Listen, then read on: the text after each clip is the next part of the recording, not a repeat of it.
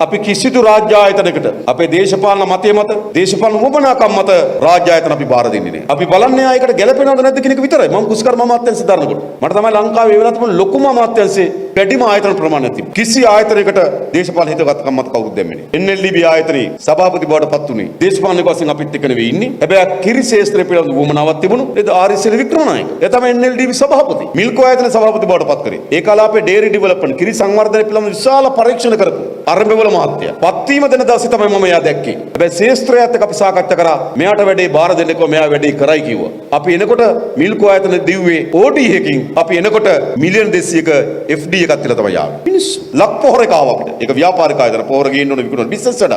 Elephant house ආයතන හිටපු marketing manager මෙල් කියලා මහත්මයෙක්. පාරම්පරික එක්සත් ජාතික පක්ෂේ. එයා මගෙන් ඇවිල්ලා ඇහුවා අපි හොයලා බැලුවා යට හැකියාවද පුළුවන් කිව්වා. එයා මගෙන් ඇහුවා ඔබතුමාට මගේ දේශපාලනය පිළිබඳව මම ඔයාගේ දේශපාලනය තියාගන්න. හැබැයි මට ඕන ලක් පොහොර සංස්ථාව වර්ධනය කරන්න ඕන සඳහා මෙදියක් තියෙනවා. ඒක කරා. ඒ කියන්නේ මේක අපි පක්ෂ වලට බෙදාගෙන රට හදන්න ගියොත් හදන්න බෑනේ. මේ හැමතැනම ඉන්න දක්ෂ අය. ඒ අයට අපි අවස්ථාව දෙන්න ඕන. පෞද්ගලික නේද? දේපලක් නෙමෙයි රට කියන්නේ ආණ්ඩුව කියන්නේ. අපි හැමදෙනාගේම දේපලක්. අපි හැමදෙනා මේ ගොඩනැගීම සඳහා මෙදියක් යුතුයි. ඒ නිසා මේ රාජ්‍ය ආයතනවල බාර දීමේදී ඒ ශාස්ත්‍ර සඳහා තියෙන සුදුසුකම් සහිත කණ්ඩායමට අපි මේවා බාර දෙනවා මේ වන්න.